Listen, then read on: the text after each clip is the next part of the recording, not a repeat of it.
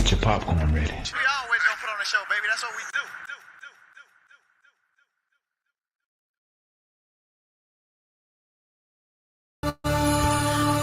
do. Welcome back, ladies and gentlemen, to another episode of the insanity of Inside Leverage live.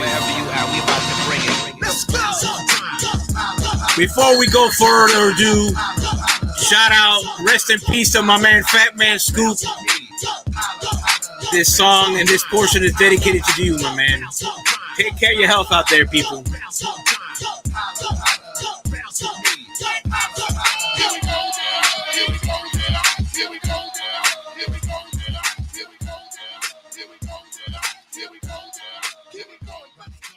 How we feeling, ladies? How we feeling? Feeling good, man. Feeling great. Hey, that's a nice hat, French. Where'd you get that hat at? Hey, man, if you check the Inside Leverage store, they had a little sale going on. Is there a website? I mean, you can. Oh, hold on. I see. I had it like I was called Kanai, but then I can hit my West Coast vibe too a little bit. So no, but if I need that hat, where can I get that hat at, man? You can actually check out the Inside Leverage store. You can check any of our social media platforms. All links are in our bios. You can also check me modeling this out for you right now on my Twitter page after the show. Got some pictures I'm putting up there of your boy. Yes, sir. Yes, sir. Okay. Not bad. Hey, I think we found one of our models, man. Yeah. Whoa. Let's slow down. Chill out. Let's slow down. Price going up like slow down. Hey, see what he. No. Nah, man.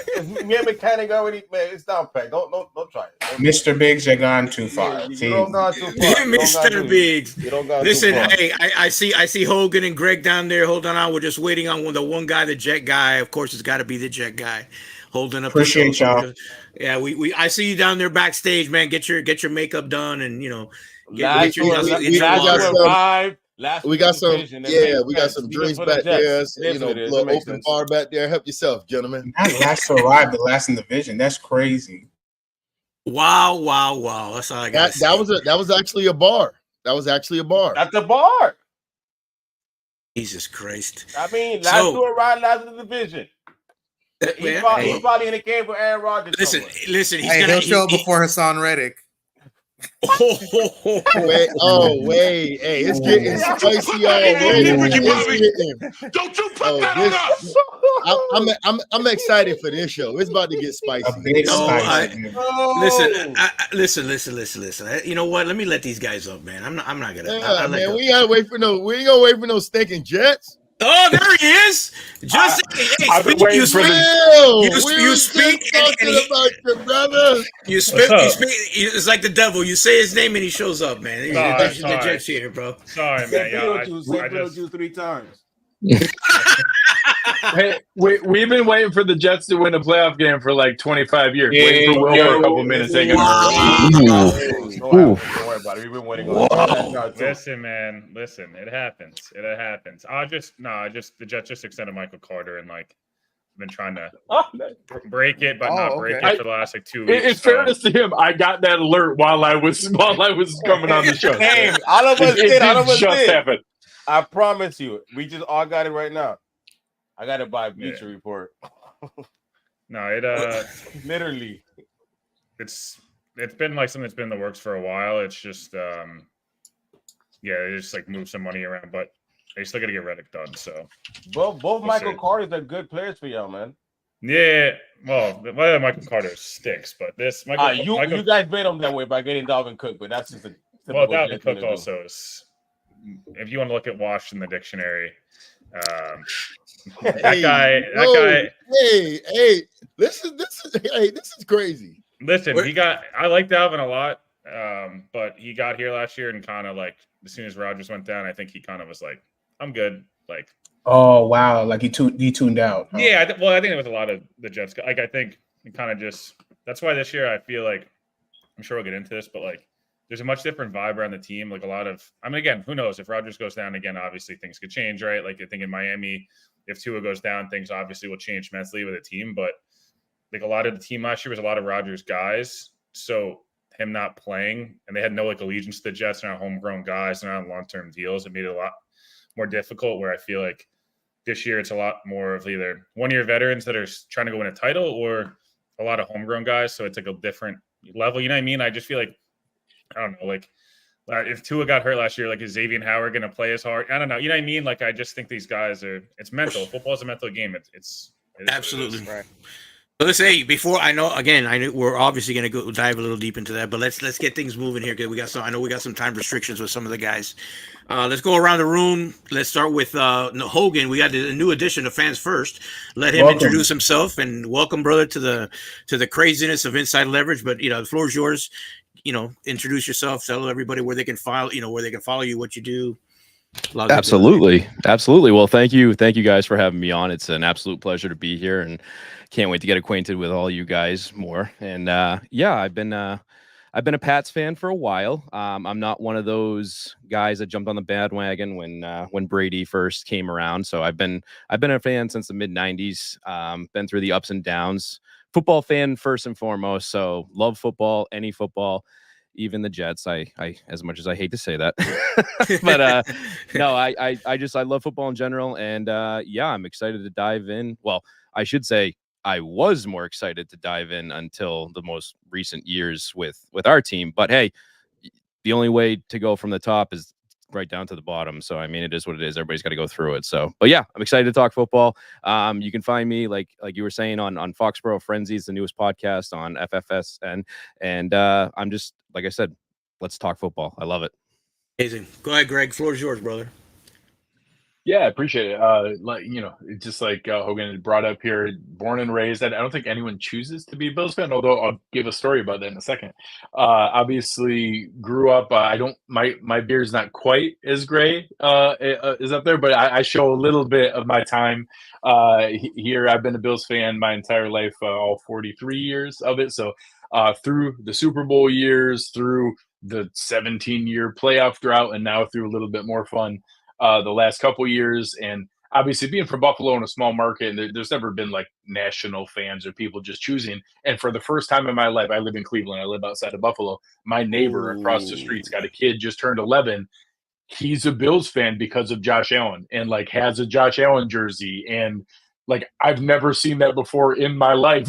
People like just choosing to be a Bills fan. I've never seen that before. So this is new experience for us. I'm not used to it yet. But looking forward to a fun discussion. Awesome. Take it away, Will. Yeah.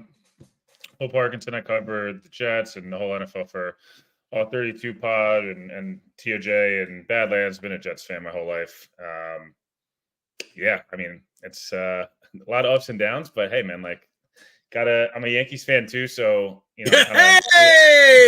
So that's what I'm talking about. Yeah, I get the whatever. Yankees is like every year I'm going in, like they lose one game, I'm having a mental breakdown. The Jets win one game, I'm also having a mental breakdown. So, it's best of both worlds.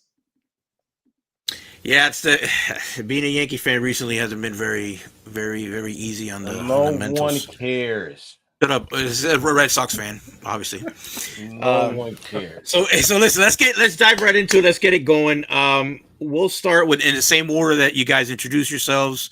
I think we passed around the questions to make sure you guys were prepared and knew, getting catch you off guard. So Hogan, go ahead and give everybody kind of like the State of the Union address on what's your team, the additions, subtractions, your draft class, kind of like a quick background on where they're at right now.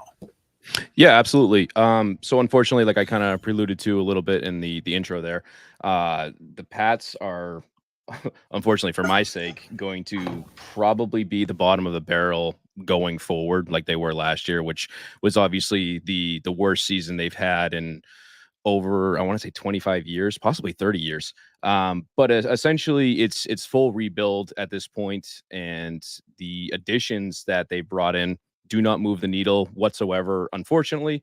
However, there are some okay names on the list. We got Antonio Gibson coming in. I think he's going to be a great third down running back for them behind Ramondre Stevenson, who hopefully comes back to form after being injured last year. They brought in Austin Hooper, decent backup tight end. I guess we'll see how he works with Hunter Henry. Jacoby Brissett obviously making a return where he started his career with New England, bouncing around a little bit there. And then KJ Osborne, not a stud by any means, but just a guy to bring in to complement the wide receiver core there. It's more so the subtractions that were really big for the Patriots this offseason, where, they lost the guys like Mac Jones, Bailey Zappi, who were 2 starting quarterbacks from last year, which, again, as a Pats fan myself, I'm more than okay seeing them take off because they just weren't right fits for the organization. Mac Jones, I could go on a tangent about him for years and years, but I'll save you guys the disparity of that. Just a couple other names that were recently released too. Obviously, Juju Smith-Schuster, who signed the deal that he did, was supposed to be the Jacoby Myers replacement, did not pan out whatsoever. He's going back to Kansas City. We'll see what he does there. But then on top of that too, the whole J.C. Jackson experience last year, where he went and signed with the Chargers, and then they traded him back to us for a very low round pick. Didn't really pan out. He was released, kind of an afterthought at this point. The real big thing going forward for this Patriots team is, like I talked about earlier, is going to be the rebuild is what they really need to focus on. Belichick is no longer there. Enough said. Everybody knows what Belichick's resume was.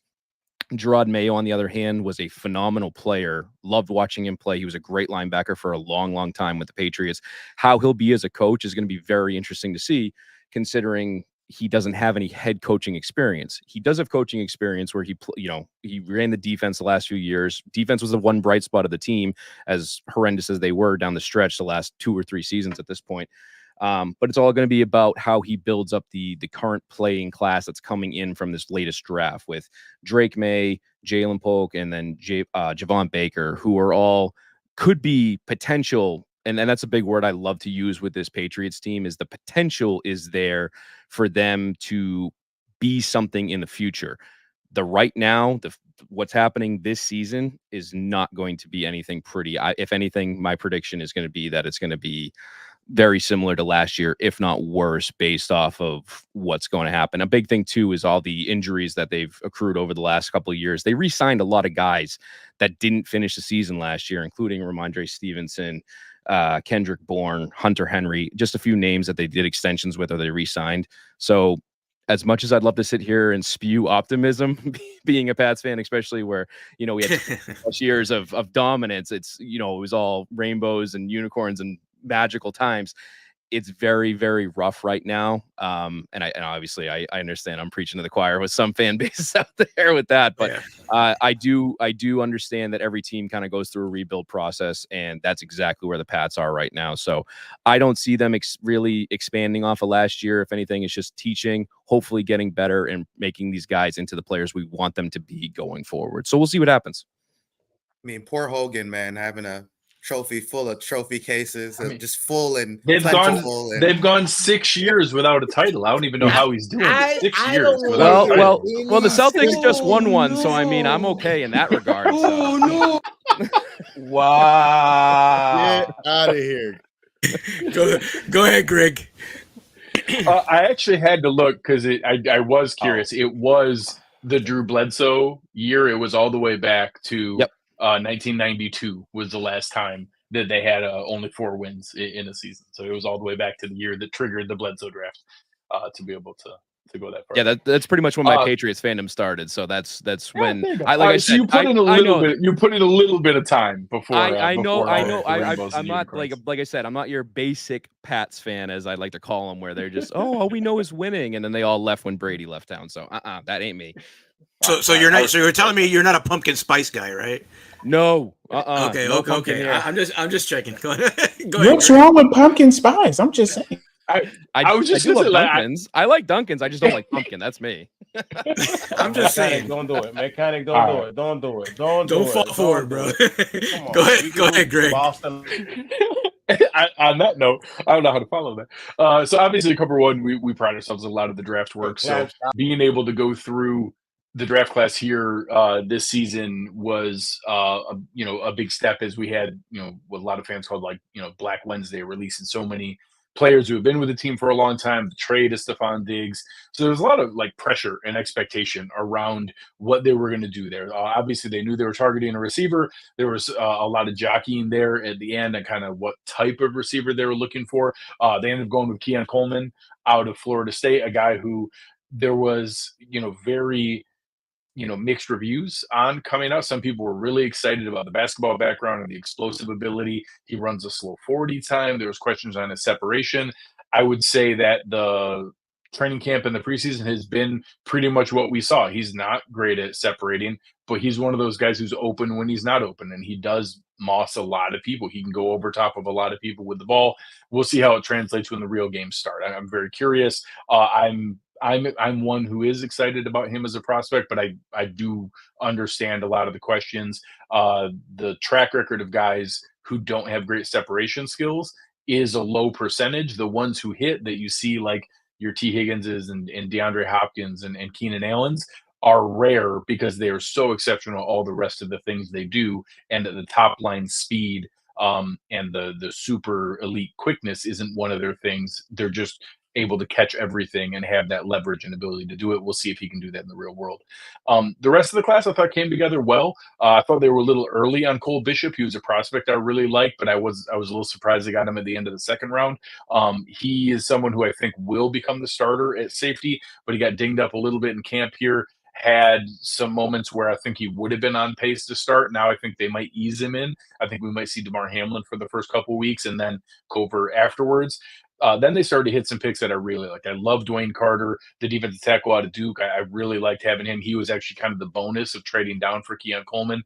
They got that third-round pick in that trade down, and adding a player like him I think is going to be really nice, where when Ed Oliver comes off the field, we don't have such a drop-off in disruption and the ability to do that. The same thing, the Bills constantly have this revolving door at running back. First it was, Zach Moss, and then, we brought in Devin Singletary. Well, he was there. Then Moss moved on. And while we had Singletary, we brought in James Cook, and then Singletary moved on. And now we have James Cook. We brought in Ray Davis, the guy from Kentucky. So having a, more squatty, thick, powerful back like him, I think is going to be a really nice fit with James Cook. We don't need Davis to be a, bell cow guy. We just need him to be a nice complement to James Cook. And obviously James Cook had almost 1,600 total yards last year. He had, Breece Hall is one of the most talented players in the league, and more talented than James Cook. James Cook had more yards per touch than Breece Hall last year. I don't think people think of him as an explosive back or someone who has those plays. And he doesn't hit the 80-yarders, but he has a ton of 15, 20-yard plays over and over and over again and makes a lot of impact. So I think Ray Davis is going to be a nice complement to that. Cedric Van Granger, the center out of Georgia, I think will be a long-term piece that they can work with. I thought he was a great value in the fifth round. He's a guy that I had as a late day two guy, and I thought that was a really nice fit. Then they had a lot of dart throws later on. Edifuan Ulafosio, really athletic guy, good coverage ability, couldn't stay on the field at Washington, and then also got dinged up here in training camp. Surprise, surprise. A guy who got hurt every year in college got hurt in training camp. If he can stay on the field, he's really good. We'll see if he can stay on the field. Javon Solomon's a sneaky one, a fifth-round pick out of Troy, just chiseled build, looks like your prototypical pass rusher, led all of college football in sacks last year, but did it at Troy. So nobody knows, like, hey, is that going to translate? It's looked pretty promising in preseason and in training camp here. It's really hard to know. He's kind of short, but he's got super long arms, was really good at bending the corner in college, but he's doing it against, Troy's schedule. You're not exactly playing SEC left tackles as you're stacking up those stats. So again, we'll see how that translates, but early signs are promising. Maybe the biggest surprise is Tylen Grable, tackle out of UCF, a guy that I thought was just kind of a throwaway pick at the end of the sixth round. He ended up being one of the top 10 guys, some of the offensive line experts were pointing out as they went through this preseason, and looked like a real find in the sixth round. So somebody that I was excited about. And then obviously we had to go trade for Brandon Codrington from Will's team here because the returner that we drafted in the sixth round, Daquan Hardy, got injured at the very end of the preseason, looked pretty promising. We'll see if he comes back from IR or is able to come back later, but we had to actually trade for a return guy from the Jets because our return guy from Penn State got injured at the end of preseason. So we'll see where that goes. And then our 7th round pick was one of those international pathway kind of lottery tickets, Travis Clayton. If anybody remembers, he's the guy who's like 6'7", 300 pounds, but was a rugby player. And in his 40 time at the international combine, he ran like a 4.8 flat at 6'7", 300 pounds. He's a freaky athlete, but he had never put a helmet on before. He'd never put shoulder pads on before. So they're trying to teach him to play tackle. We'll see where that goes. But he's a multiple year project to see if that ever pans out. But, he's a fun, that's what Jordan Mailata was. And people think of Jordan Mailata now. Jordan Mailata didn't play for the first 2 years of his career because he had never played football. So I don't think Travis Clayton is going to turn into that. But if you have a guy like that, it takes a long time. They're teaching him how to play football. But he's another guy that'll be stashed on practice squad or injured reserve here this year. Very nice, very nice. Well, Will, it's looks like it's your turn.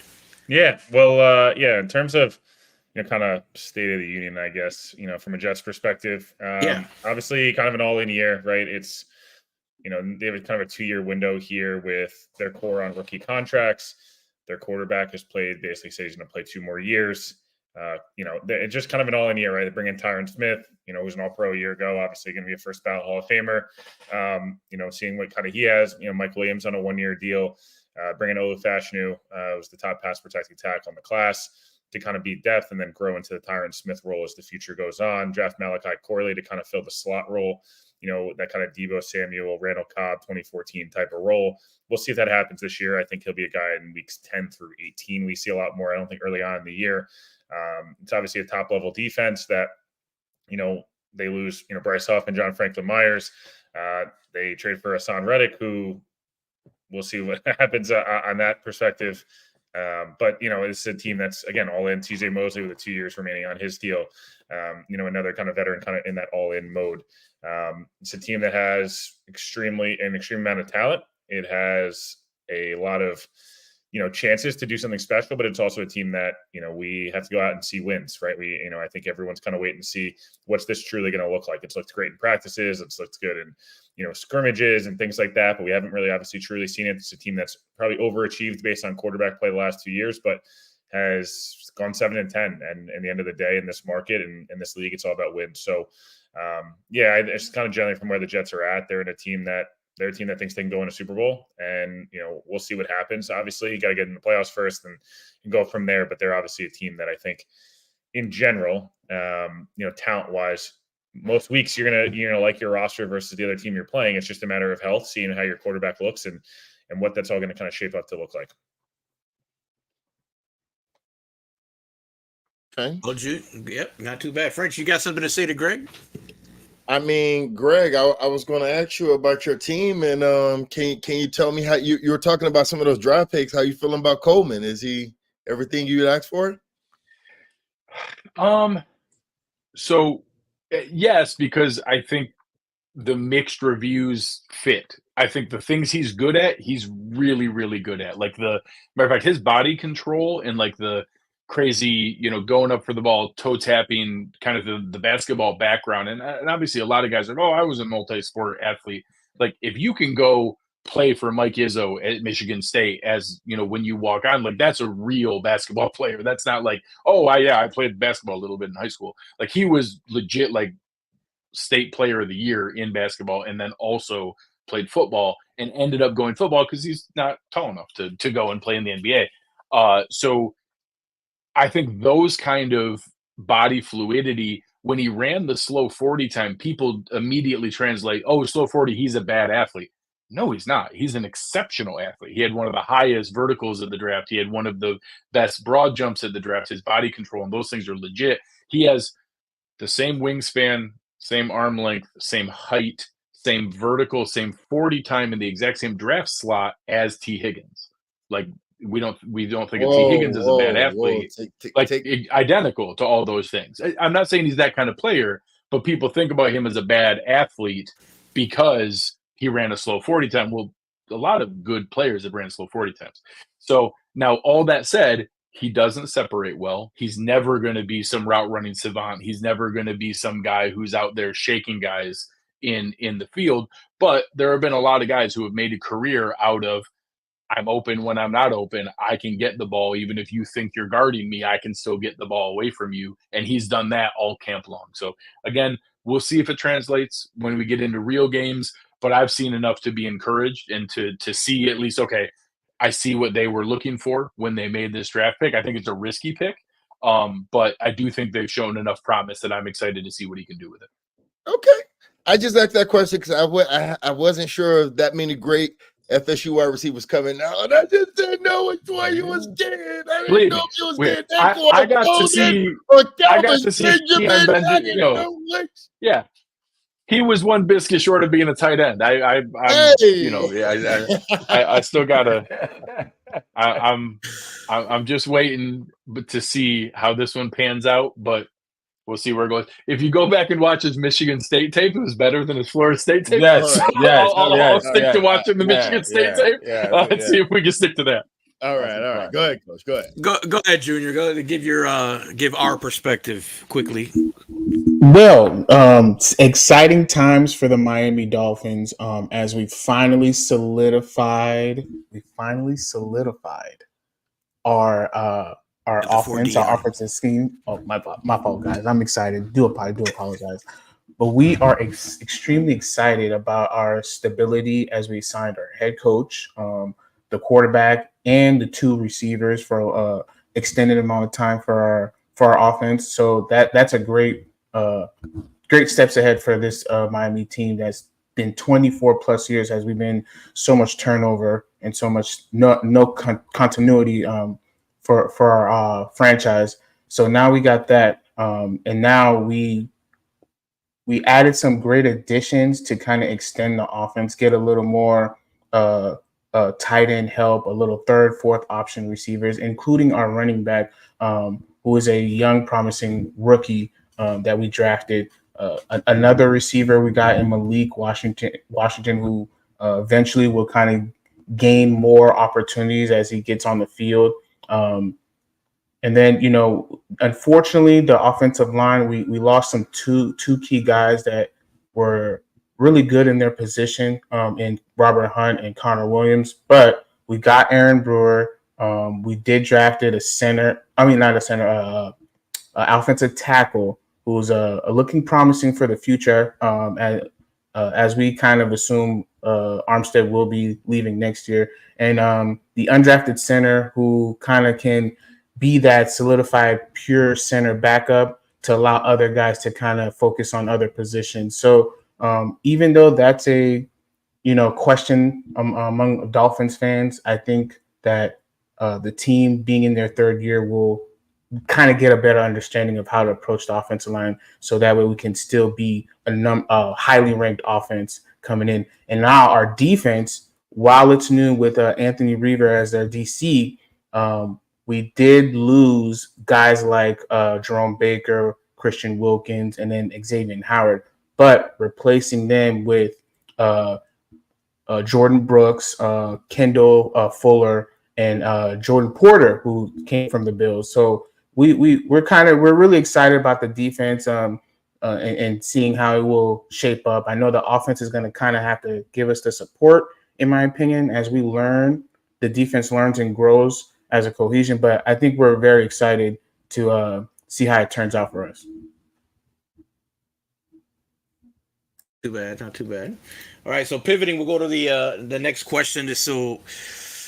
It's a pretty, I don't know. I hope you guys did your homework. I want to ask you guys, what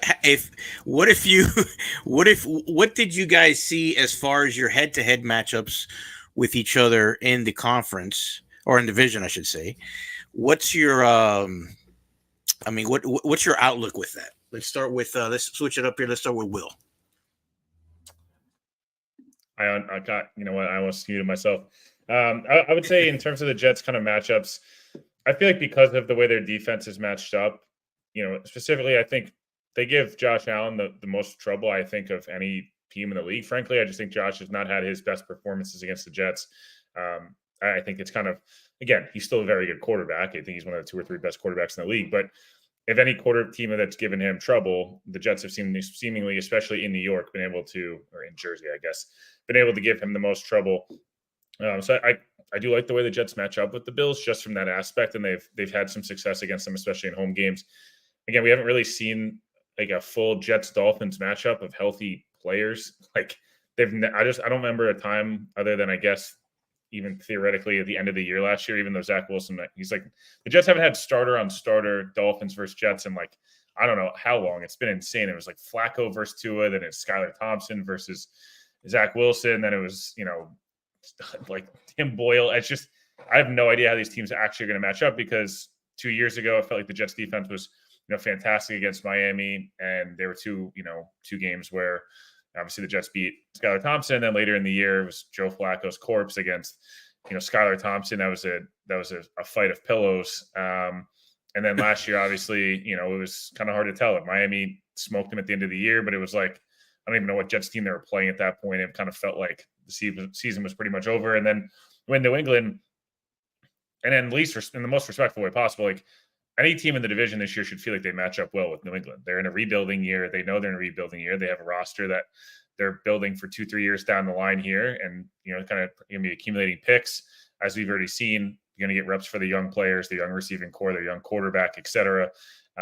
So yeah, I think the Jets do match up well with the rest of the AFC East, but it's hard because we haven't seen a Jets Dolphins matchup of healthy, best on best in such a long time. It feels like, especially from a quarterback perspective. And then in Buffalo, the Jets might match up well, but at the end of the day, Josh Allen's unbelievable, and any day he could hurt you. So yeah, I mean, I personally feel like they match up well with anybody, but I also get how, again, we have no idea. We haven't seen the Jets with a competent quarterback in a decade, so it's a little difficult to see how they match up with anybody without seeing it on the field first, right? Like, it's just the reality of the last 10 years, 15 years specifically. You go into the Jets game, I mean, I can't speak for you guys, but usually they're going to have a good defense, probably going to run the ball well. Recently, they've had better weapons.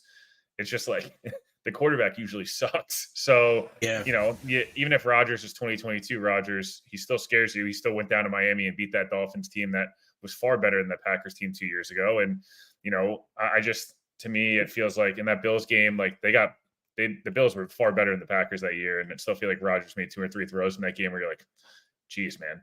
So yeah, that's kind of where I land. I don't think it's disrespectful to anybody else in the division. I think it's just the reality that they should match up well with these teams. It's just, again, we have to see it first in order to even believe some of that.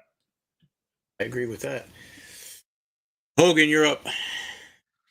Well, not to, again, pile on the Pats at this point, but it was very bleak looking out at the outcome for what we could potentially make our case for this year.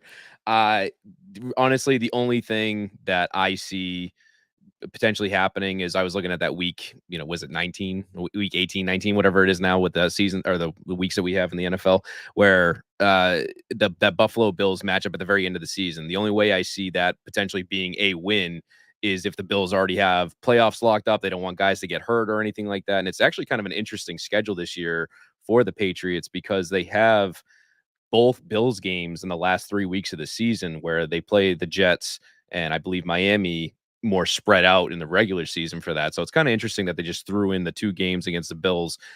Going to Buffalo is, I already expect that to be an absolute beatdown like that playoff game was a couple of years ago where we'll be lucky if we score 8 points. So, and again, I don't know if you guys know, but I constantly refer to the Pats as we because I apparently think I'm on the team. So I'm not on the team. We all do that. I just want to make sure. We all do that. I get crap for that so much around here, and it's just like, I gotta speak to it. So some Twitter like get annoyed by that. Yeah, bro. Like, come on, man. Like, for real. All right, I'm glad. If you get mad at that, you're wilding because we're just fans, man. Let us be.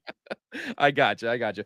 But anyway, going back to what I was saying, I honestly, the only way that I can see the Patriots, doing anything in the actual division this year is if they sneak up on one of you guys that just is having either an off week or is not prepared for the team or just overlooks them kind of thing where, division games, we know better than anybody, right? That even the years that we think we're miles ahead of everybody else, we slip up sometimes. Like last year, Buffalo was considered to be a world beater. They came to New England and Mac Jones threw that miraculous pass at the end of the game that knocked him off. We're all sitting there. I remember sitting there going, what the hell are we doing? We're already out of playoff contention. Like, stop winning games. And don't get me going on the Denver Christmas game. That's just a whole nother thing. But again, that's the type of thing where if it happens, I'm conflicted because I want to be okay with it, because I'd love to see the young players get the reps and learn what a winning culture is and figure out that path for like a success in the future. But at the same time, sitting there as a fan being like, lose as many games as possible so we can get the best draft pick possible. It's a conflicting like thing to wonder about. But at the end of the day, like I said, potentially maybe stealing a game here or there, or again, I look at that last game of the season against Buffalo, where if you guys have something locked up already and you rest everybody and their mothers, maybe we'll grab a win there. But otherwise, it's not going to be a pretty year all around. All right, well, Greg, it's your shot. I know it's kind of following up that information. Yeah, well, I love seeing his confliction. It warms the very cockles of my soul. Being able to see Patriots fans have to suffer through what it felt like for 17 years as a Bills fan, where you're stuck there going, hey, like I'm watching. I want to watch him win, but I know it's better for us if we don't win. Yeah, I dealt with that for over a decade. Sorrows, right? So sadly, it really annoys me how correct Will is that like Josh Allen, there's no cheat code for playing him except the Jets. Like, they're the only team that somehow has him kind of solved. It's super weird. If you remember the 4 snaps and Rodgers going out last year, well, yeah, then Zach Wilson came in, and like Zach Wilson didn't, like, Jets fans like to say, oh, Josh Allen couldn't beat Zach Wilson. No, Josh Allen couldn't beat Jordan Whitehead. Like, it just makes me crazy how they have the answer to him so frequently. So they'll still beat the Jets once, but they'll probably split, because that's what we seem to do every year. We split every year. So I'm assuming that they'll get one here. I do think, if this was back when I was a kid and you could play Madden, you could turn injuries off, I might pick the Jets to win the Super Bowl now. That team is stacked on paper. I just need to see that they still have that lineup after 17 weeks of regular season play going into the playoffs in January. If that lineup is still there in the playoffs, we might all be in trouble. I'm not going to bet on that. I'm not going to bet that we see those guys that the Mike Williams is and Tyron Smiths and like super talented guys. We just haven't seen them be able to stay on the field consistently for that length of time in quite a while. If they do that, we might all be in trouble. The Dolphins are kind of the other way around.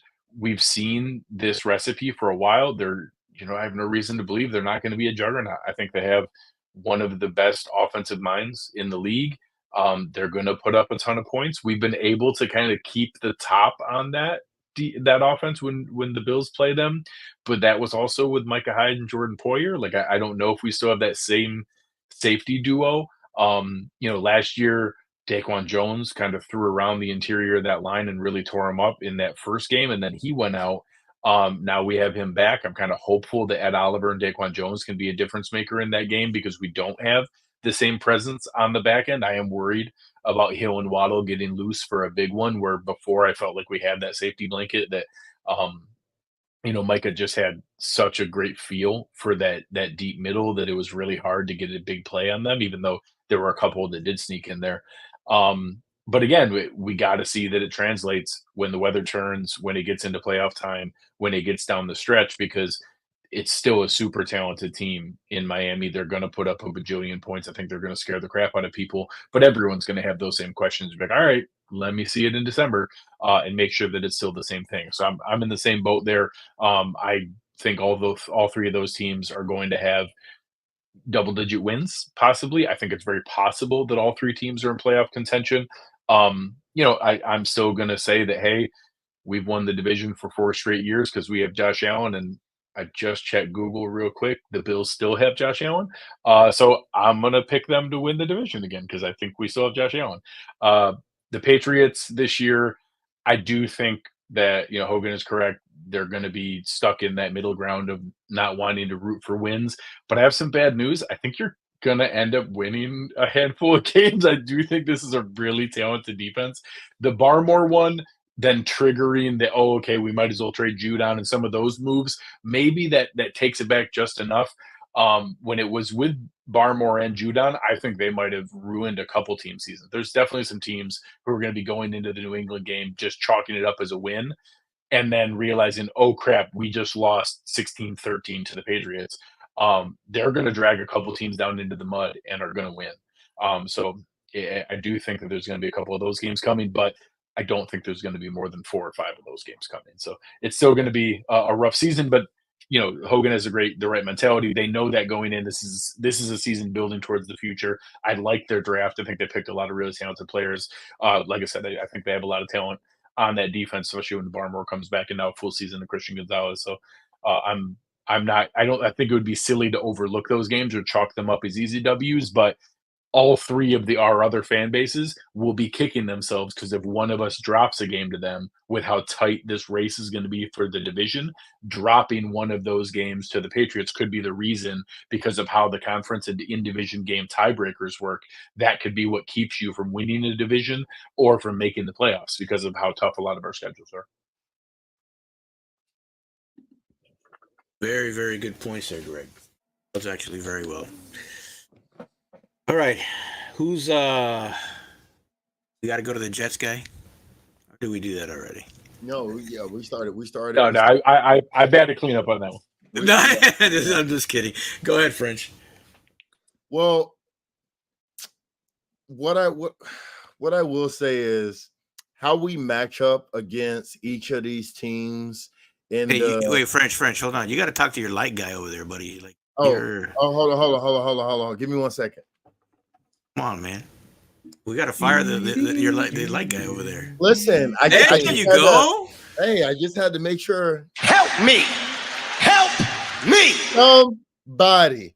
Well, really quick, I just want to talk about how we kind of match up against some of these guys.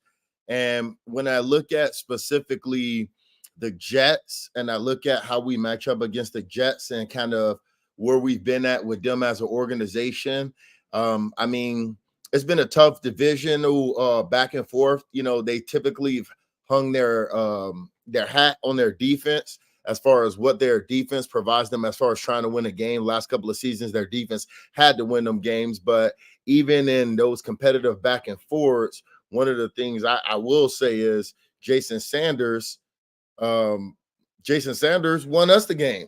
So, I mean, every kind of almost how you're saying every team kind of we match up a little bit differently with every team. With the Patriots, I mean, Tua hasn't lost to the Patriots since he's been here. My daughter, I asked her, I say, has Tua lost to the Patriots? She said, Patriots who?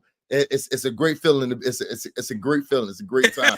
and when I look at the Bills, I look at kind of almost with what you were saying earlier about Coleman. And if you're telling me that you're going to depend on Josh Allen throwing 50-50 balls against this Weaver defense, and that's going to be the schematic of this team moving forward because Stephon Diggs is not there, I feel like this puts us in a position to take over this conference. And specifically, we talking the division, but I mean the conference because whoever wins this division typically has the easier footing to the conference. The Bills haven't got it done while they've won the division, but I feel like last season was evidence that if we handle business in the beginning of the season, we'll be in position at the end of the season to win a division and also win the conference. So when I look at how we stack up against each of these teams, Tua hasn't lost to the Patriots since he's been in Miami. You got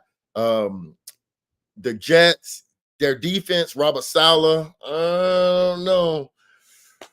And I will say the Bills, we just got to prove it. We got to show them, So, I mean, it's a good position to be in right now. I look at what the Dolphins are putting together, specifically with the offense, and what we're putting up with the defense. We're going to be in a position to take over. And when I look at how we match up with each team a little bit differently. We're going to put more points up on the Patriots. The Bills is a little bit more of a back and forth, and the Jets is kind of that wonky game. So, Coach, I don't know what to do. That was a very well thought out explanation there, French. I appreciate I mean, your effort there. that's just kind of how we stack up, in my opinion. That's just my opinion. Dude. Yeah, great. Listen, amazing. Greg, I was just informed that you have to get out of here early, so let's start this last round with you, so you can get to your commitment where you have to get out of here. What do you got to do in Buffalo? I know you don't live in Buffalo. Hey. First of all, there's not a lot to do in Buffalo. But second of all, I do have my big home fantasy league starting in 14 minutes. So I do have to go defend the title. Go ahead, man. This serious business. This serious business is an auction starting at 8 o'clock. We know who he's drafting with the first overall pick. It's okay, Not wrong. I'm 43 years old. Do you know how long it's been since I've had like a reason to draft a Bills player? Like I went a long time where there were like no draftable Bills players. Like you didn't want anyone. You had to get like the waiver wire guys type stuff. You right? Yeah. Like every once I was like, oh, Travis Henry's there. There was one year CJ Spiller looked a thing, but he wasn't. All right, Greg. So why don't you make your case for the AFC East? Not that it's going to be such a a burden, but go ahead. No. I mean, you guys are the incumbents, so you. Yeah, they won it 4 years in a row. They won it 4 years in a row because of talent on the roster. Some of that talent is left. I think it's fair to question it. I think any Bills fan who says like, "Oh, we're just going to win it again because we're the best team," like that's just talking bravado. Like this is not the most talented team that they've had this entire time. There's been a lot of turnover. There's $64 million of our cap space. That's 20% of our cap doesn't play for our team. It plays for other teams around the league in dead cap money. I'll be fine with the Stephon Diggs trade after next year when we get Minnesota's pick, and I feel better about the fact, which looks like it might be a top 40 pick this year. Now that they're depending on Sam Darnold all season, that'll be fun to root for. But right now we have nothing. We just have a $31 million placeholder as where that cap space used to be. So there are more chinks in the armor than there have been in this entire run. There are more questions in who the go-to weapon is on offense, who is the safety blanket over the top of the defense. There are more opportunities to poke holes in the Bills' chances the whole time. But as each of the guys brought up so far, we still have that dude. We do. Like he's special, and with him, everything is possible. And when somebody else can take the division from his cold dead hands, then I'll believe it. But not until that day. Like until somebody takes it from him, it's his, and you got to go through him to get it. We dealt with it for the 20 years beforehand that I've had a ton of seasons. Bro, this is the year that we're finally going to knock Brady off. This is the year that we're finally going to knock Brady off.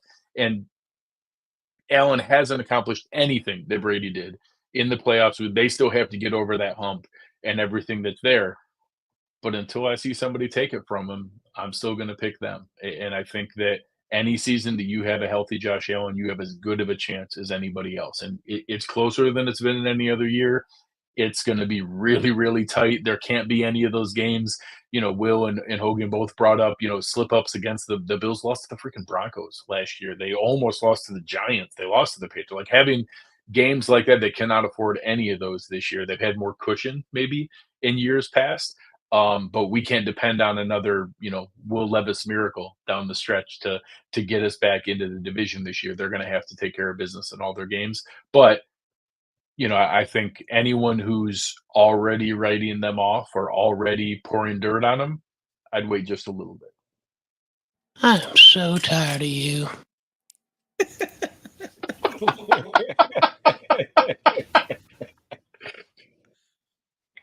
Wow. Listen, go draft, dude. Go draft and have a nice day. Have a Coke and a smile, dude. I don't want to hear about anything else. Yes, I appreciate it. Yes, there it is. No, I appreciate you guys. And honestly, my number one thing is I grew up with Kelly and Marino. I grew up with the Bills and the Dolphins being my rivalry is like the game. Like my favorite part is, all of us had to play such a distant second fiddle for so long that the division was just such a foregone conclusion. It's really fun that 3 out of the 4, it'd be more fun when it's all 4. But 3 out of the 4 fan bases have every reason to believe that their team can win the division this year and make a run in the playoffs. That's really fun. Like, that's a really cool way to go into the season that, like, hey, I don't know who's going to win this division. And I think all these fan bases have a pretty good case. It's going to come down to who stays the healthiest out of the 3 teams is probably going to be it. Yeah, And none of us usually. know the answer to that.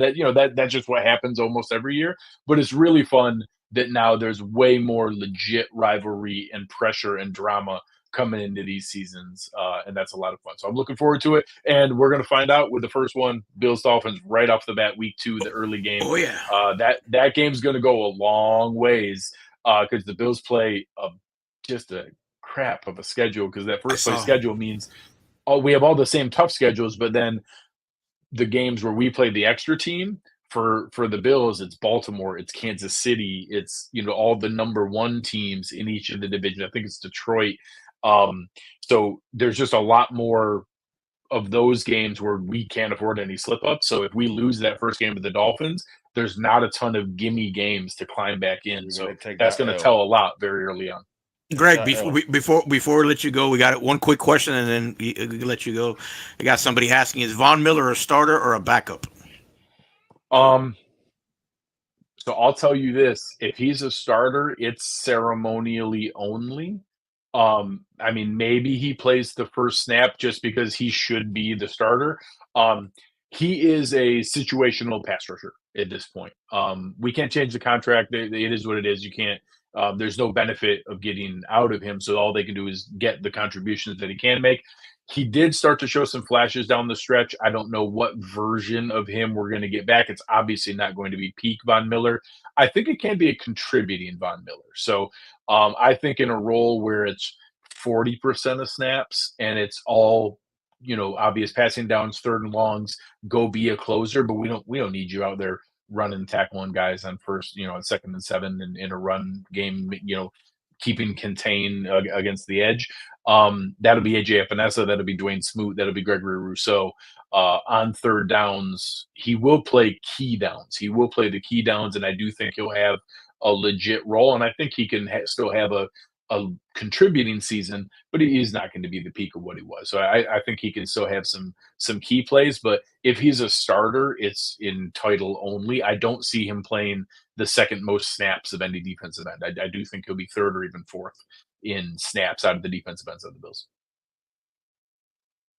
All right, Greg. Well, hey, appreciate you, man. Your time. We'll talk week 2. Hey, man, yes, we will. League, man. The only league you're gonna win is that one, all right? Not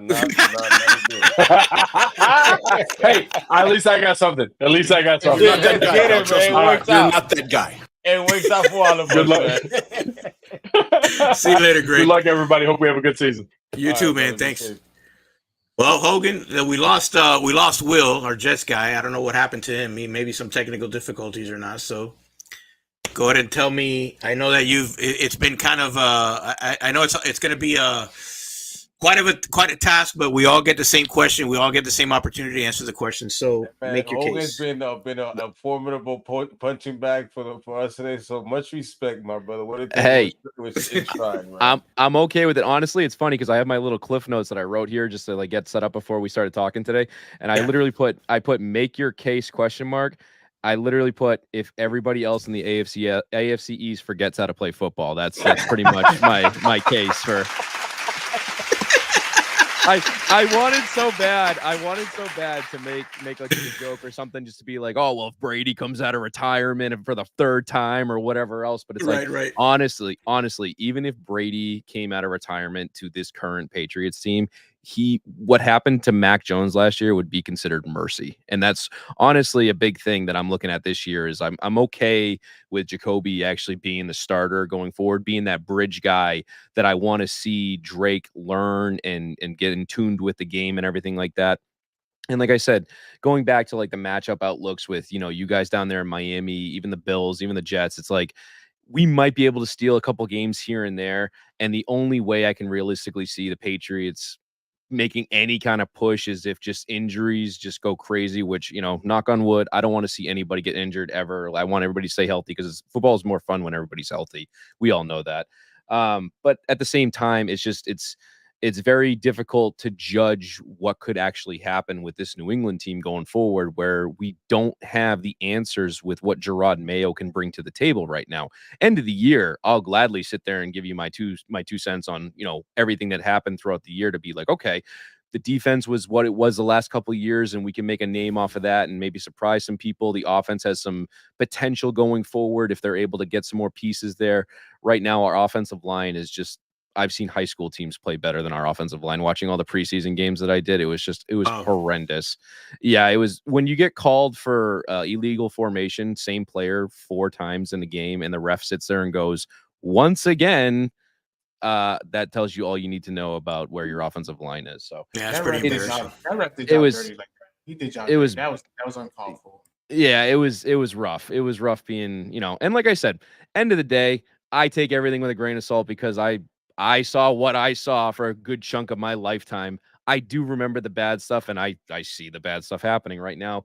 I'm okay with it because, like I said, I'm a football fan first and foremost. It's going to be exciting to see if this team can get on that positive track record going forward to build back up and hopefully be a competitive team in the division again to make it. Because like Greg was talking about, it's really, really fun when you have a division that is so tight. Like I look at the AFC North all the time, right? And they just have those Steelers versus Ravens versus Bengals versus Browns. It's a bloodbath up there where you don't know who's going to win the division year in and year out. And I'd love to see the AFC East become that type of like division where, I want to see Miami. I want to see New England go to Miami for once in my lifetime and be like, hey, we might actually have a chance to win in Miami. Because even when Brady was here, we never freaking won down in Miami against you guys. It drove me nuts. That Miami Miracle still haunts me to this day. Granted, the end of that season. The end of that season. Gronk didn't have angle. Yeah, Gronk didn't have the angle, man. Gronk should never ever be on the defensive side of the football field again. I don't understand. Randy Moss, you could get away with it, but. Oh God, that still haunts me. But either way, like I said, I'd love to see New England get competitive again, unless everybody else forgets how to play football. My personal pick for the AFC East this year was actually the Miami Dolphins to win. So I've already crowned you guys. I've already crowned you guys. This is a smart man. This guy's going places. This guy's going to win his fantasy league. He's going to win his fantasy league. This guy's going places. Hogan, I got a question. One of our viewers has a question for you here. I don't know if you want to take a second here. Can you ask Hogan, can Gerard Mayo have a coaching career like Mike Vrabel or be like the other coaches that were under Bill's coaching tree? That's a phenomenal question. I mean, honestly, I really, really hope he doesn't have the same trajectory as a lot of the other coaches that came from Belichick, because I think a lot of us know that those guys crashed and burned the minute they left kind of Belichick's umbrella. Where you look at like Romeo Cornell that phased out in Cleveland. You look at Mangini that went to the Jets and never really established himself after that. I mean, yeah, that's what I mean. Brian Flores, like honestly, Brian Flores was done dirty. I'll go to my grave saying that. I think he's a great coach. I don't know if I'm sorry if I'm digging up any bad memories there, but like I think he was a good coach in general. At least for the Patriots, he was a great coach. Okay, I didn't mind him in that aspect, but anyway, no, I think the big thing with Vrabel was that I kind of like the fact that he was able to escape the Belichick umbrella, where he went to Ohio State to start his coaching tenure after he retired, coached the defense down in Ohio State for a while, went to Houston, became the defensive coordinator down in Houston before he eventually became a head coach and took over in Tennessee there. And again, I think he was done dirty by Tennessee as well. Yes, that for sure. Yeah. But again, the verdict's still out on Gerard Mayo, because like I said, he was such a great player and he was able to do a lot of things, bring a lot of intangibles, and he was pretty much a coach on the field from how smart he was when he played. And then obviously it's hard to say because he was de facto the defensive coordinator of the last few seasons, but they never gave him the title. But you could tell he was the one calling the plays, working with the players, and it was kind of that whole battle between Belichick's son and Mayo. But being an actual head coach is it's such a different beast in the NFL, because you guys see coordinators that make their mark as coordinators that are some of the best. And then the minute they get that head coach title or that mantra, they collapse. They can't handle either the pressure or whatever it is. And it's like, it'll be a fascinating thing to see. I just would love to see it pan out, but I could also see Mayo being the fall guy for moving in the next direction if or when Kraft decides to do so with this team not improving over the next few years. Ron Rivera-esque. I mean, Jared Mayo, like, if I'm not mistaken, he went to UF. He was a UF guy, then he was a Patriot, correct? Tennessee Volunteers. Tennessee, my fault. Like, he at Tennessee, he was actually solid. He wasn't. It's not like, you know how you got bad players that become good coaches. He was actually, the kid was good. Like, he was highly touted. When the Patriots got up, like, yeah, hey, okay, here goes another one these guys got. So to me, I hope he doesn't end up being the fall guy. So I listen. I think the Patriots are like, I've always said it. The Patriots are that weird team with their mystique or whatnot that they could even with Jacoby Brisket, they could find a way to win 9 games for no damn reason. Brisket. Yeah, the Brisket. I call him the Brisket. Yeah, he was here. I call him the Brisket. But yeah, man, some mystique about you guys, man. Some weird way. Like, if the Browns could win with Joe Flacco, I don't know, man. I don't know. That's just it. That's the thing, right? It's any given Sunday, and that's the biggest thing with like a lot of these teams that you sit there and you write them off immediately at the beginning of the season. And honestly, you know, granted, I'm going to go back in my Wayback Machine here, 2008, right? Miami Dolphins came to New England. Brady got hurt, and Matt Castle was starting to light it up and everything like that. You guys come into the stadium and knock our freaking socks off running the Wildcat. And I'm like, what the hell is this shit? They're playing college ball. Yep. And it's just like, what is this? Are we really watching this right now?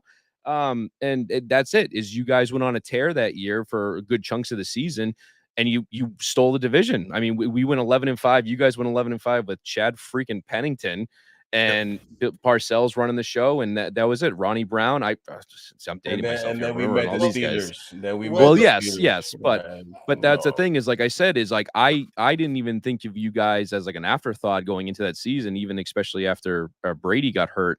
But then, you know, you guys went on the tear that you did, and it was snatched right from underneath, you know, the Pats doing what they did. So that's it. I'd love to sit here and say, yeah, we're going to lose every game. Give me the first overall pick, and everything's dandy. But end of the day, we could win 5 or 6 games and screw ourselves like we did last year. Always a possibility. Well, you look at what Tua, we typically play them as complete games. Those are usually complete games by Tua and his offense when we go up and we play the Pats. So, like I said, it's a little bit different when we play every team. Bills a little bit more of a slug it out game.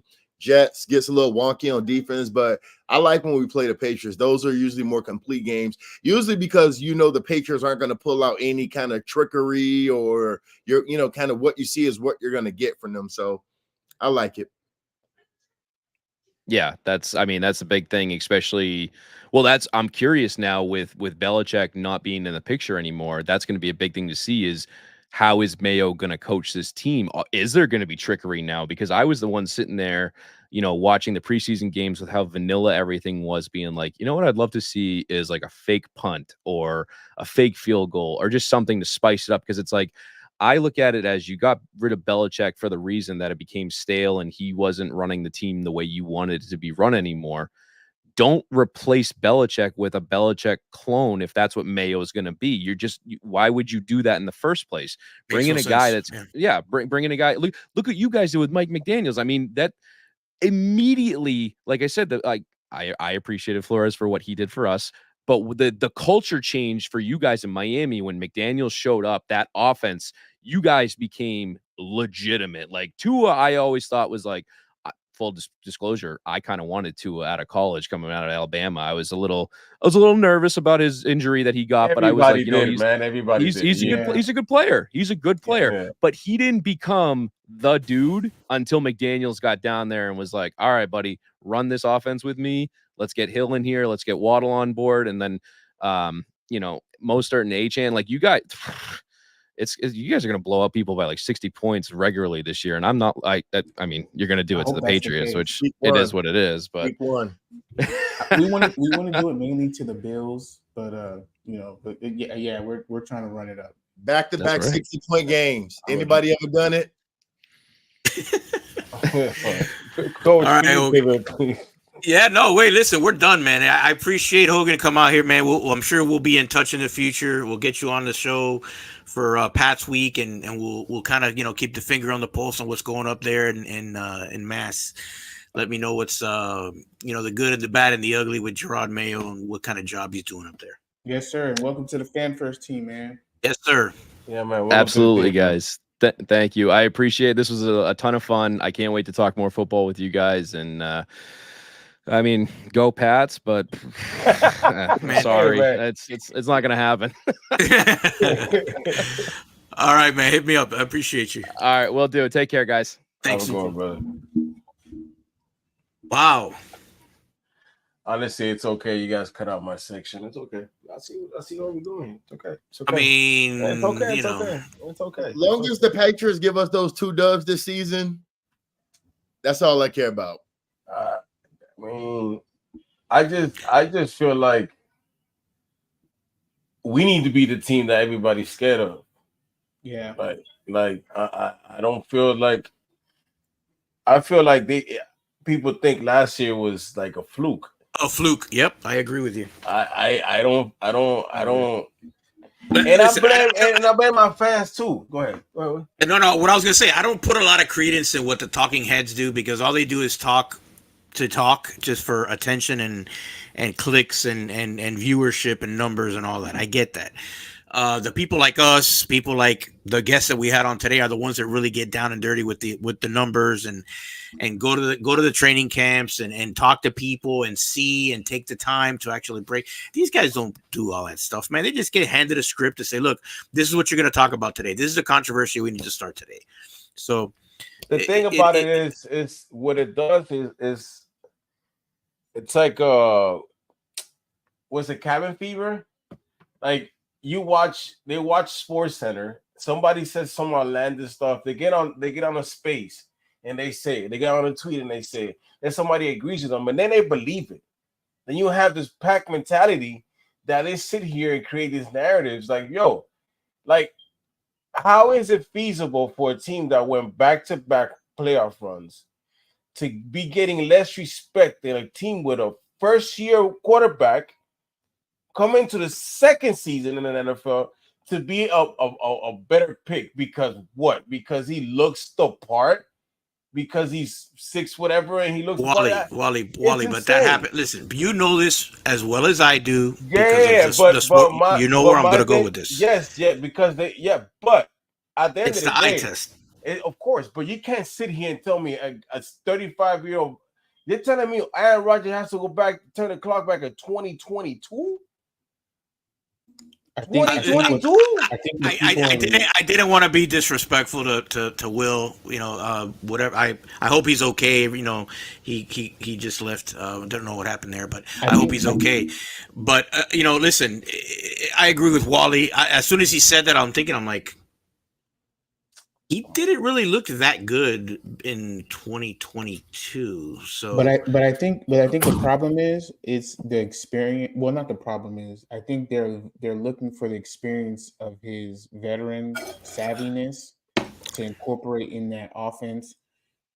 A lot of times, a lot of fans feel like quarterbacks with that caliber makes chicken crap look chicken salad. I don't know. I don't want to. Yep, I got you. Yeah, I understood. So yep.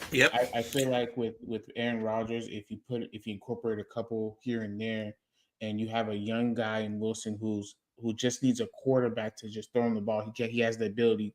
You have a good running back. They actually have pretty decent line. They just deal with injuries. I know there was one kid that they just drafted this past draft that I wanted out of Penn State. So you have all this and a defense with Saleh, who's been formidable. We can all agree.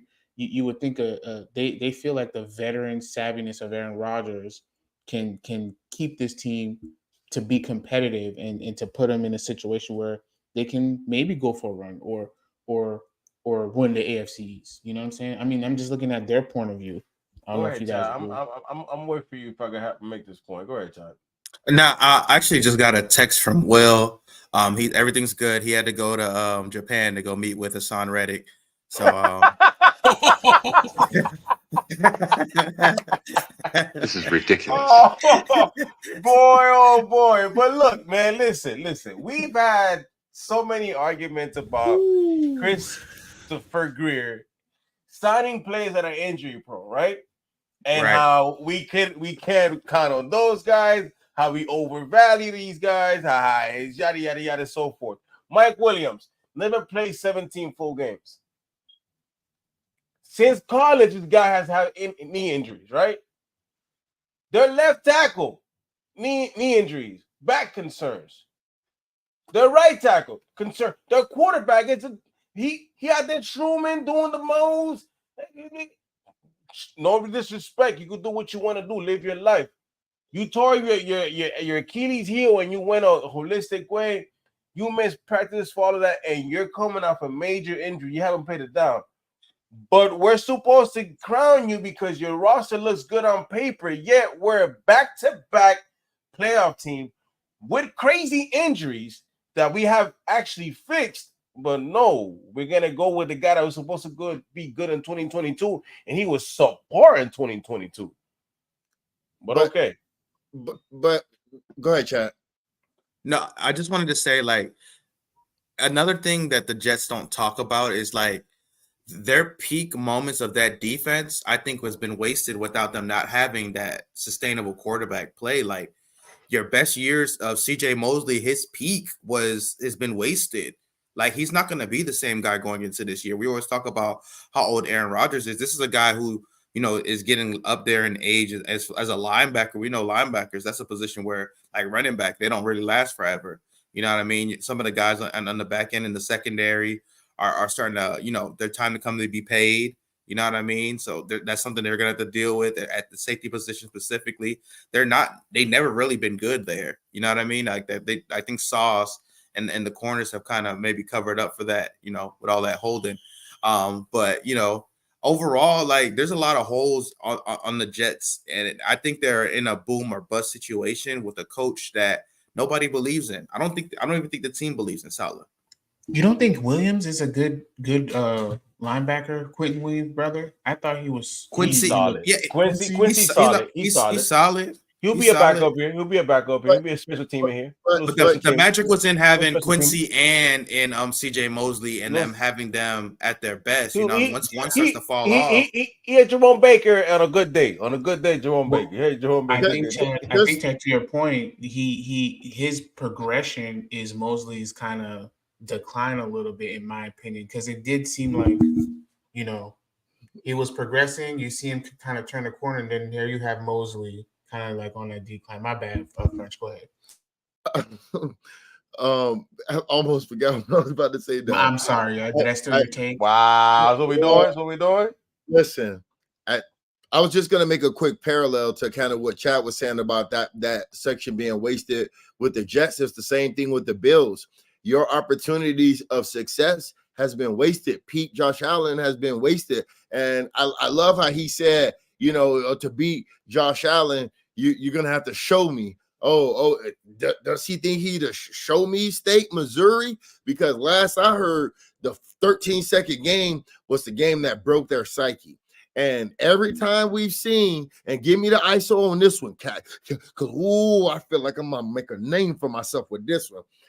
Like I said, if you're expecting Josh Allen to be throwing 50-50 balls to a Florida State wide receiver, and you seen the product Florida State just gave you last week, if you think that is Stephon Diggs' replacement and you're going to magically just walk into this division this season with the subtraction of Stephon Diggs and a subtraction of your defensive players, listen, buddy, you're going to have a rude awakening, because it looks like you got a 50-50 jump ball with Keon Coleman and what's your boy name, Dalton Kincaid, that tight end, and at the usage rate of Kincaid, it's going to be like those Madden games on Blitz where the players is glowing red because he exhausted. Listen, week 2, bring your hard hat, bring your chin strap, because we're going to line it up and figure it out. If I can, and 100%, you're right. I think the Dolphins' time is now, and I think it's a great opportunity for us to win this division. I believe we can, and I believe we will. But to be the man at the end of the day, you got to beat the man. And they've been the man for a really long time in this AFC East. And I'm tired of it. I know you're tired of it, French. But You talking about the gotta Jets or the give Bills? the Bills. The Oh, we Bills. gonna strike them boys, The man. Buffalo My Bills. boys, Well, man. I'm just saying. I'm just making the point to French that yes, they've been falling short in the playoffs, but at the end of the day, we gotta take over and say we're gonna show you how it's done. It's time. Once Look, bro. when we take the AFC East, we're gonna show you how it's done. How we Enough is enough. Enough Hey, is enough. we got a question. We got a good question. Go ahead, Wally. Finish your point. Finish your point. I put the question up. What we here for the fans, man? Question: is Mayo the token black coach for the rebuild? That's insane. No, I think he's a guy he's a he deserves that. If you know anything about that Robert, defense, go ahead. I was just gonna say, if you know anything about Robert Kraft does his due diligence, and Robert Kraft isn't gonna give anybody anything, especially when you kind of championship pedigree. Anybody that he brings in like that, I'm pretty sure has been advised, and I'm pretty sure as you look as to where a lot of these GMs and executives and just some of these guys are looking at some of these guys, when you give a Mayo and a Mike McDaniels and didn't happen with Flores, these guys an opportunity, as opposed to going with the retreads, the Vrabels and you're able to hit and catch lightning in the bottle. So I don't think even no Rooney Rule, man. He was a first choice, man. He was their first choice. I will say this, man. I don't think he's the Brian Flores type. I think he can relate to the players, and I think that's what it is in the modern NFL. And I think that's what's going to be the difference for him. Now, how the things that he does moving forward in cohesion with Nick, what's the dude, the GM, Nick something, Casero, I think that's his name. What they do with building the roster and the type of system they bring, that's going to be on him, and he has to make sure he brings in the right guys. But I think that Mayo, if he does it right, can pose a problem down the line in the future. Bro, he was leaving last season. They paid him. Yeah. Like he was highly touted. Like they wanted him on staff. Yeah, he was. If we're not careful, he was leaving, and they held down 1 year to Bill Belichick. They paid him, and he stayed up. Nah, come on. And he was part of that championship swagger that they had up there. So he ain't coming in there to I competed with Takeo Spikes, the UFK. That's what it was. Takeo Spikes. Takeo, I remember him. Yeah, I remember him. But we got to make sure we keep up with our roster. That's why I got respect. It's like Fletcher saying. It's like Fletcher saying, you got to bring a full game to play the Patriots. I know they're gonna play some good defense, man. That's what's up. And going back to the Bills, dog. I say we have the best roster in the AFC East. I don't care what anybody says, man to man, word for word, bar for bar. The roster is there. It's good on paper. It's like Madden. It's good on paper. We gotta put it all together, foot to foot. You know what I mean? So, but I feel like this is the team that you take to the final boss and dethrone them. I think. The Bills are losing sleep over us. They see they see that Tua's the growth. They see the Mike McDaniel growth. He's no longer a little son no more. He's no longer the son. Like they talk about Salah and all his defense. His defense got smoked by Skylar Thompson. That defense that he's talking about, Skylar Thompson took to the playoffs. That same defense, they had nothing to know him for. I haven't seen the way you can speak about Mike being innovative in offense, you can't speak the way about Salah. So we next up. Sean McDermott is a good coach, but he's in a hot seat too. And that's what I'm gonna say. I'll end my point with this with the show.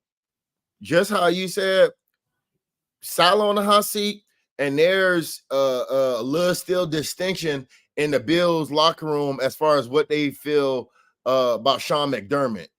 You already hear the rumblings of Josh Allen being the offensive minded head coach now, and I was the first one to say it. So, with this season gonna tell a lot. This season is gonna expose a lot, and not just for us, for some of these teams. We seen shake up last season with Bill Belichick being outed, and nobody really predicted that but me. So, man. So all right, since we kind of skipped the whatever. Look, the season outlook. What's the record? I'm saying we going 6-0 on the division, and we gonna go. We might go 15-2, cuz I don't even know what 2 games he said. You heard? I don't even think we're gonna lose a game. Oh, I think it's recorded too, so you can holler at me. You heard? You know what? We might the game that I think that is a trap game might be the Jacksonville game. That feels like such a trap game to me. I don't know why. I might be wrong, but it feels like a trap game because they're gonna be so focused on a short week to play Buffalo that they might overlook their opponent, or they might just be jittery and they just lock it in for Buffalo on Buffalo game. I don't know because I'm not saying it is, but I'm just saying that might be the one loss I see on the schedule. After that, baby, you know what I'm saying? I'm gonna be scanned with the. You know what I'm talking about? You know what? It's a valid point, Wally, because you are playing a division rival, and you've been getting your butt beat for the past 4 or 5 years. So I can see where you want to kind of skip over, but we got to remember, man, the Jags were a playoff team last year, right? And they won the playoff game. So we got to be as focused in these next 2 weeks as much as possible. One game at a time, Mike McDaniel always says. So I think, in my opinion, that they'll stay focused and get it done. I think they'll get it done quickly, or try to get it done quickly, to save them guys for Thursday. You stole my bar, but it's cool. Yeah, I saw. Go ahead. I'm sorry. Go ahead. No, I'm gonna say I'm gonna give you that credit because that's where I took you. See accountability though, French. We giving credit? We giving credit for pigs being stolen? You know Friends don't know about that. I'm gonna say. Shout out to Nick, man. Hey, man, shout out to Nick, man. Good guy, man. Yes, sir. But I say 12-5, and I'm gonna keep it like that. That's crazy. That's wild. I had this at 14, 15 wins. You feel me, friends? You feel me, friends? Y'all want to make a bet? Oh, here we go. What you want to bet? What you want to bet? That we have more than 12 wins, mechanic? Yeah, we have more than 12 wins. I say 12-5. So let's just make it a bet. Let's make a bet. I bet over 13 wins. Okay. I bet under. All right. I bet over 12. Me too, over 12. 12.5. Yeah, let's say 12.5. 12.5. It's 12.5 because you can't get 12 and tie. So it has to be 12.5 for me. So you get 13. I agree with that. So y'all gotta say 13. That's what I'm saying. It has to be 12.5 because then you can't sugarcoat it. Oh, you got 12, so it's the same thing. You know how French be playing games, because if you say 12 and if you say 12 and next thing you mess around over, it has to be 12.5. I'm at 13. I'm over 12. 12.5. 10 toes under. What's up? What we betting then? What we betting? Double up French the drinks if you go. Double up French. Double up with a drink. He'll still always drinks. Bro, double up on they're trying to have me like an indentured servant, bro. These drinks done turned into about to turn into a trip to Mexico in a minute. Hey, listen, bring in the Casamigos, man. Stop playing games. Driving a Guadalajara. I can see it now. Yeah, exactly. Are we gonna let Chad talk, guys? No. On the way to Guadalajara, just swing by, pick up Chad, and just keep going. Yeah, go ahead, Chad. Go ahead, Chad. Go ahead, bro. Go ahead. Nothing really profound to say. Record, man. How many wins? How many losses? How many wins, bro? How many wins? Fuck the Patriots. No, what I would say is, honestly, bro, I'm at 15-2 conservatively. I feel like the ceiling is whatever we want it to be for this particular team. I think we've been in positions for the last 2 years to control our own destiny, to control the number 1 seed, to have everything run through us. You know what I mean? To have that home field advantage, and we haven't taken care of business. It's not because these other teams are so great. It's not because Josh Allen and Mahomes were doing their thing and all that, bro. It was us not taking care of our business that kept us out of that position. So for me, I feel like this team, there's really no limit you could really put on this team as far as, amount of wins. Like, this team can do whatever it is under the sun. So for me, 15-2 is my prediction. So, Cole, what you got? Well, I think the key, is going to be starting off fast. So, pause. I think, It caught me off guard, but I say anywhere from 13 to 15 wins. Health is going to be obviously key. It goes without saying. If we're not healthy at certain positions, it ain't going to happen. But again, I'm the ultimate optimist. Like I said, 13 to 15 wins. But the biggest thing, regardless, we got to get that. We got to get to the playoffs and make some noise there. So definitely. Without that, this is the year. Nothing else is going to matter right now. So you guys, the question. I'll pose the question to this, and then we'll lock it in. What's it gonna take to win the AFC East? How many games we got to win the AFC East? Realistically, the AFC is a 12. It's a 12 win league. Realistically, if you want to win 11-12. But it's gonna be it all depends on the Patriots. They can play spoilers. 14 wins the conference. Yeah, 14 wins the conference. 14 gets you the conference because I don't see the Chiefs losing. You know what? Let's be maybe 13 gets you. Might get I was gonna say 13 gets you into the top two for sure. Top two. Because I don't see the Ravens having such an easy schedule like that. That schedule is tough for them. The Bills have a tough schedule, so it might be a little bloodbath that at 13 you'd be real comfortable. Look, 13 talking about we resting the last 2-3 weeks type stuff, like comfortable like that. Yeah. Well, so that's why I said starting off fast. You go 6-1. Yeah. I'm telling you, you're in a good position. I believe that if you beat the Bills and the Jaguars, you start 2-0. That is like you're starting off like a crazy sprint, like boom, like you. Yeah, you're in. So even if you go 1-1 and you take the Bills, it still gives you the division, our conference. So listen, 2-0, 1-1, it will be beautiful.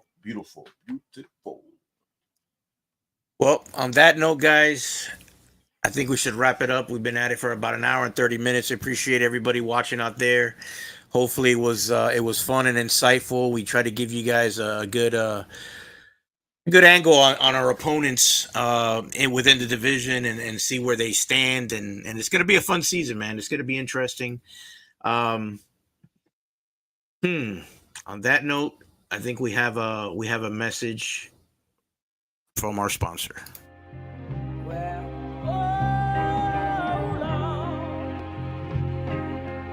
You see, I've always believed. 15 following the penalty. Tua swings it out. Speaking of fast, how about Tyreek Hill? You see, I've always believed. Hill inside the 20 and then finally chased down. Oh, yeah. He's 12 of 16. Lay on the block. Go, he's got him. He's got him. And they got a touchdown. Holy smoke him. You see, I've always believed. 1, 2, 3. 1, 2, 3. 1, 2, 3. 1, 2, 3. Creep on in, on in, on in. Hey, Junior, you got a little message about Prize Picks out there for everybody watching? Yes, sir. Prize Picks. Listen, the official fantasy sports reason.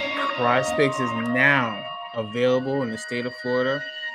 You play $5 and they'll give you $50 to play.